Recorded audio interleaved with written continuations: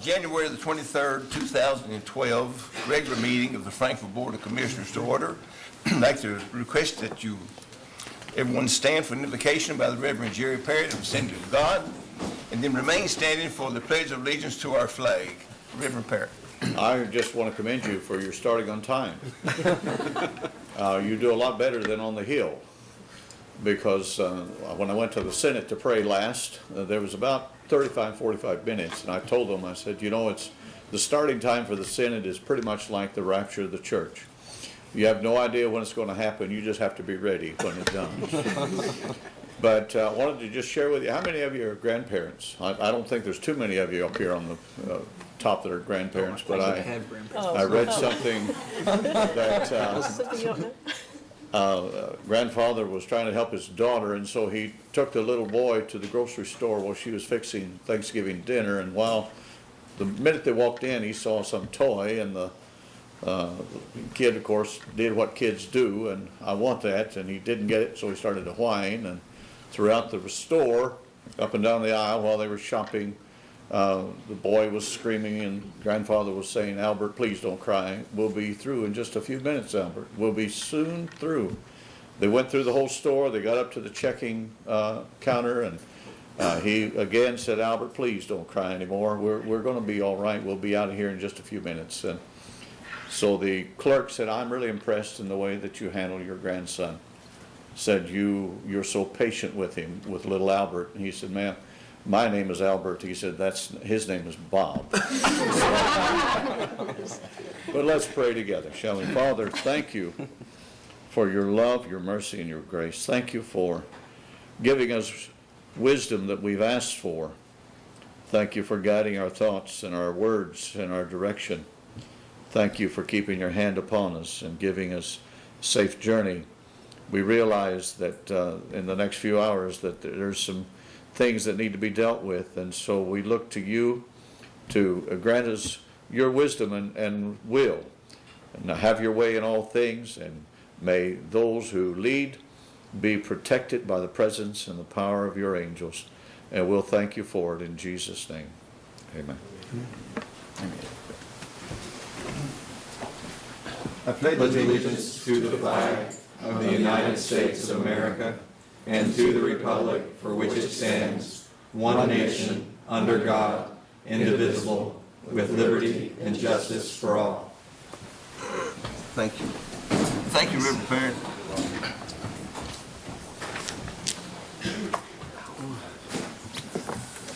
Next, we have the roll call, clerk. Commissioner Wilder? Here. Commissioner Hedden? Here. Commissioner Turner? Here. Commissioner May? Here. Mayor Brown? Here. Okay, we're all present, accounted for. Next is the minutes. We have the minutes for the December the 12th, 2011 work session, December the 19th, 2011 special meeting, and January the 9th, 2012 work session. We've had access to the minutes for a number of days. Do I have any kind of motion? May I move that the minutes be accepted and the reading be dispensed with? Okay, do we have a second? I'll second. We got a second from Mr. Hedden. Any comments or corrections or what have you? Okay, please call the roll. Commissioner Wilder? Yes. Commissioner Hedden? Yes. Commissioner Turner? Yes. Commissioner May? Yes. Mayor Brown? Yes, so all the minutes are approved. Next, we have ceremonial items. The city manager and Mr. Boyd. Yes, Mayor. I'd like to ask Chief Will Hoyt if he'll come forward, please.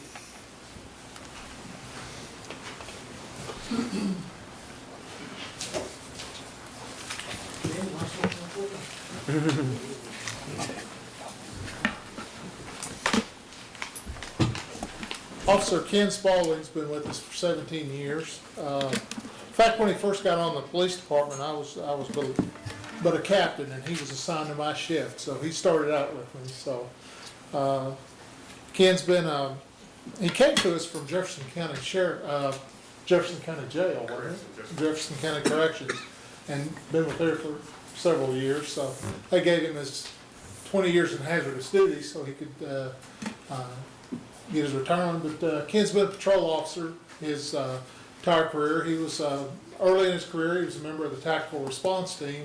But most people, if they recognize him, would recognize him for his stint in the bicycle unit. He is an avid bicyclist and was one of our first officers with a bike. So been a steady hand, always a good man to have with you. And I've been real proud to work with you. I want to present you with the retirement badge, a well-deserved and hard-earned retirement badge. Thank you, sir.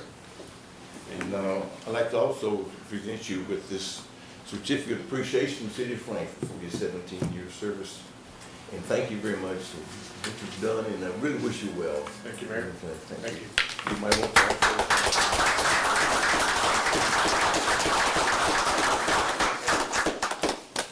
Ken's wife, Bobby Jo, is here too. Thanks, Ken.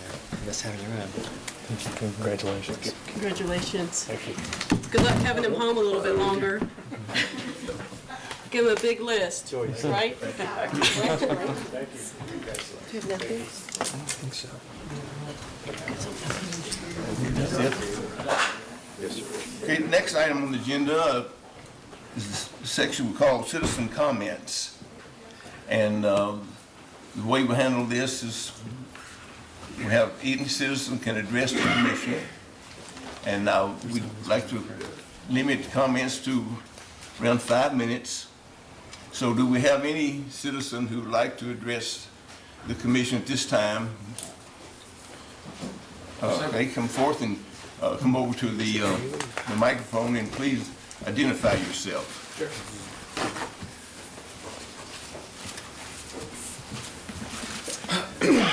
Might wait till we get this cleaned up here. Sure. It's great.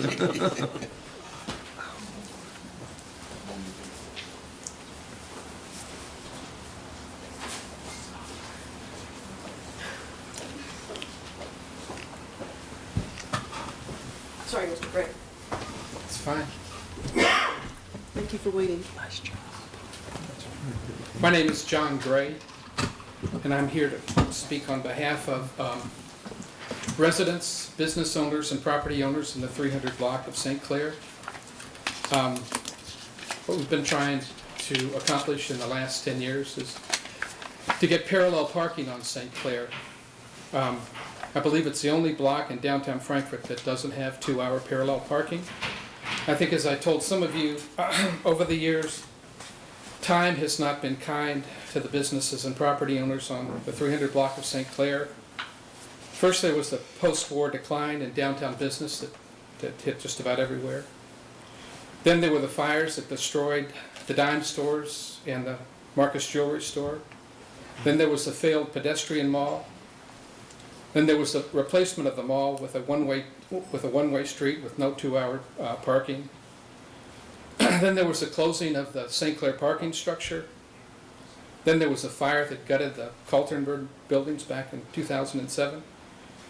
And I believe the only business that's been able to survive all of this has been Silbert's. We came and spoke to you back in December, I guess it was, asking that you all allow 2-hour parallel parking on St. Clair. The Heritage Council has said that this doesn't violate or wouldn't violate the streetscape guidelines. Downtown Frankfurt's Merchants Association supports this proposal. And I think I sent you all the comments from the merchants back a while ago. The business and property owners, or these business and property owners on St. Clair, the 300 block of St. Clair, support this proposal. Chenault and Hogue, Melanie's Restaurant, Selbert's Jewelry Store, Robert Kirkman's Wood Shop, the School of Ballet, the Downtown Bar, and the Woolery. Residents on St. Clair that support this proposal are Cam Nickel at 315 St. Clair, Dee Riley at 331 St. Clair, Penny Wash at 333 St. Clair, Joe Fiala at 334 St. Clair, and Suzanne Maurer at 337 St. Clair. I think that you all probably have heard from, or at least have had sufficient time to hear from other stakeholders. The Grand Theater opposes this, and I tried to explain to you all in an email why I thought there were alternatives to the Grand Theater's opposition.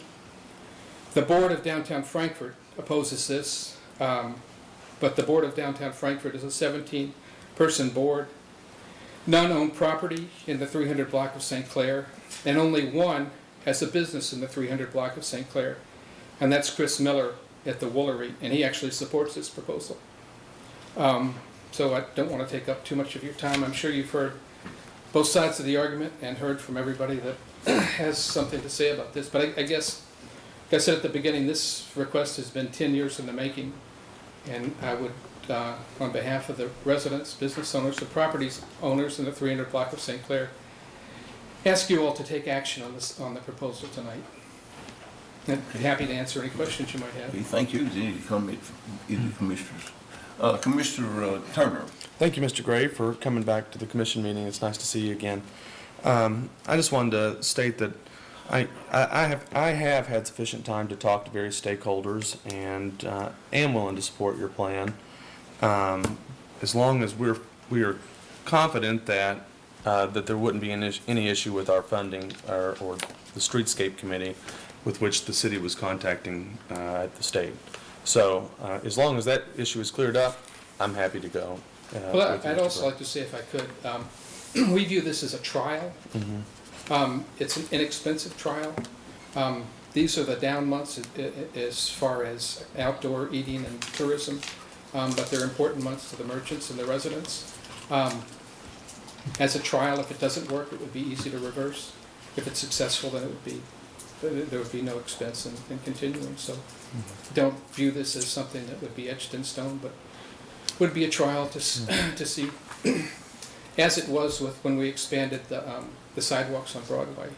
That seems to be successful. And we think that this will be successful also.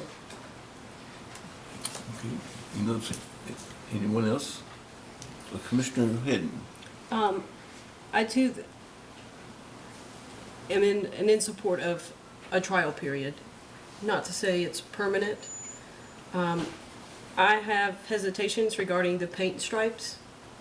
If there's an alternative to paint, I'd hate to see a trial not work, but still have paint stripes stuck on that area. And I have hesitations regarding if there is another fire. Is there adequate room for the fire trucks? If you do parallel parking. If you did nosedive two-way parking in those two sections, you could probably get 8 parking spots just there and still allowing loading zones up and down that street for the businesses. But I could support a trial, again, just with hesitation of the paint. Jeff Hackbart would be the paint expert. Anyone else want to comment? Commissioner, if not, did you?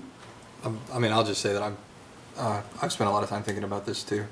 But in light of the fact that that all but one of the businesses on St. Clair are in support of it, I'd be happy to do this on a trial basis. I have similar concerns regarding paint. It'd be nice if there was an alternative to paint. I know that sometimes a form of sticker can be used that's more removable. I don't know if that works on brick or not, but that's not a breaking point for me. I mean, the paint could be removed easily enough, or those bricks can be replaced easily enough. But I think we've heard enough with this, and in light of all the folks who would actually be impacted by it, I think we'd be okay. Okay, city manager, would you have some comments made if you could talk with? Of course, we would be most concerned with the health and safety of people living and using the area. And I would like to ask Chief Possich if he would make further comments about the fire apparatus.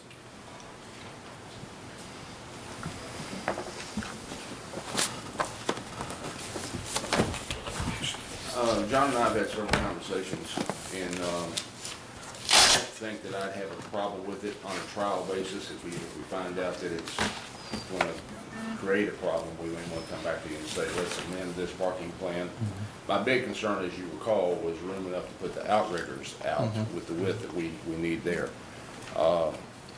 In the ideal world, if every parking space were filled, we still may be able to get an outrigger between 2 parked cars, or there may be spaces that aren't occupied by cars at the time we need it. But it's one of those unknowns, and I guess bottom line is, let's try it. I'm in favor of trying it and see what happens. Okay. Commissioner May? Just had questions. Go ahead. Okay. Just, as always, appreciate John and others who make investments in downtown, because there's certainly a lot that goes into owning buildings. You just don't go buy it and put it out there and it takes care of itself. There's a lot of upkeep on it. And also with trying to get our business partners in situations where they can continue to operate. I guess one thing I wanted to ask is if anyone from, I know we've got tourism representatives and chamber representatives here tonight too, as well as DFI, but I don't remember if the chamber had taken a position or tourism had taken a position on it, and I would just like to ask if we could ask those, if they'd be willing to put you on the spot and ask you if y'all have any thoughts about it from the chamber, and since you're here, and I don't know if Kim wants to say anything from economic development, or are you just here to listen? Okay, and then identify yourself, sir, when you speak there, please. Well, I'm Carmen Inman, Director of the Frankfurt Chamber of Commerce, and our chamber basically has said that we're going to support downtown Frankfurt in their efforts. The parking issues in downtown Frankfurt's been working on that for quite some time now.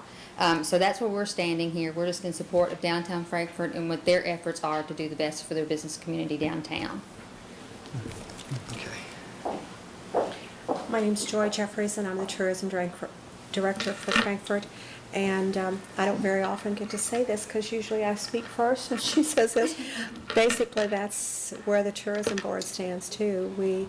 We feel very, very strongly about supporting each other's organizations, and I feel fundamentally that when you have a downtown organization, that it's that entity that you ought to look to for assistance in figuring out how to deal with downtown issues. So I guess that's really all I have to say. I just feel like they've given an enormous amount of thought to this, and that's kind of where I stand. Thank you. And I didn't mean to put him on the spot. I guess was if there's an opportunity for, and maybe there's not, to try to figure out if there's a chance to have the Merchants Association and DFI and the Chamber and Tourism and Economic Development maybe say, okay, well, I know that DFI's position was to support 6 parking spots in the areas where there's pull-offs. And then the Downtown Merchants Association, whom John is representing tonight, is favoring the, I forget how many spaces is it? It goes all the way. Actually, working with Public Works and the fire chief, as many as we can get in there, but not jeopardizing fire safety. So you could get as many as 15 2-hour parallel parking spaces. We now have 0 2-hour parallel parking spaces. And I guess I'm always willing to try things out, but I would really like to see an actual report from, and that doesn't have to be long, but if the fire department could measure the width of how many vehicles are, well, the width from the curb to the center, like how that would affect our outriggers on our aerial trucks, and maybe Public Works could determine, I know we have standards on parking places, but I haven't seen any actual technical data from our staff to really be able to say, yes, it'll be safe, or no, it won't be safe if we park, because it might need to say we can do more than 6 if we leave some spaces between parking spaces in between Main Street and Broadway and those pullouts, and just determine what the safety implications would be on how many would be what the fire chief and Public Works Director, and even the police chief and our traffic committee could say X number of spots is acceptable on a trial basis, but anything more than that could risk maneuverability of vehicles. Well, they've already said that. Yeah, we discussed that the Well, last time. no, what I'm saying, the whole point being, if all those entities can say, well, you know, we know you want more than 6, they want 6, some people don't want any, but say, okay, we know that the 6 is agreeable, I think, with most people that in the groups.